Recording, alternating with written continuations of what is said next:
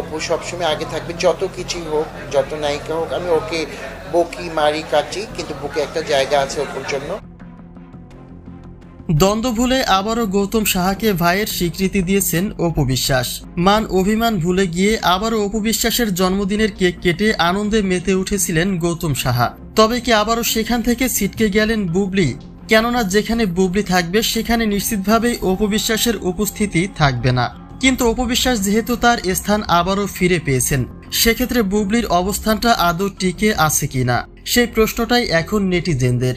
তবে এ বিষয়ে গৌতম সাহার ব্যক্তিগত মন্তব্য কি তা জানতে সম্পূর্ণ ভিডিওটি দেখে সঙ্গেই থাকুন।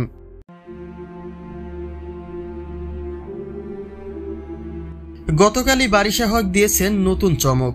দীর্ঘদিন পরে বারিশার সঙ্গে একই অনুষ্ঠানে উপস্থিত হয়েছিলেন অপু বিশ্বাস।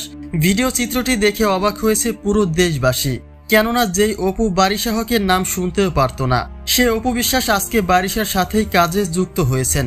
তবে এর থেকেও বড় চমক দিয়েছেন গৌতম সাহা। তিনি সরাসরি অপু বিশ্বাসের জন্মদিনের কেক কাটায় ব্যস্ত।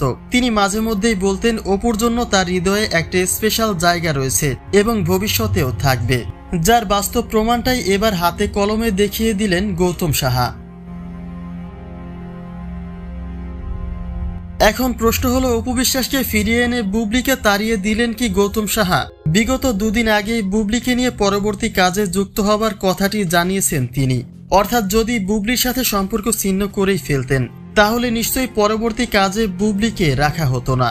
মূলত অপু বিশ্বাসের সাথে ভাই বোনের একটা সম্পর্ক রয়েছে গৌতম সাহার, এবং বারিশার সাথেও যেহেতু অপুর একটা পুরাতন সম্পর্ক ছিল, সেই ইস্যুতেই অপুর জন্মদিনের দূরত্ব কমিয়ে এনেছেন তারা। দ্বন্দ্ব ভুলে গিয়ে তারা একসাথেই জন্মদিনের কেক কেটে আনন্দ করেছেন। তবে তাদের প্রতিদ্বন্দ্বিতা ভুলে যাওয়ার সাথে বুবলির ছিটকে যাওয়ার কোনো সম্পর্ক নেই। স্পেশাল একটা দিনের কারণেই একসঙ্গে দেখা গেছে অপু বিশ্বাস এবং গৌতম সাহাকে।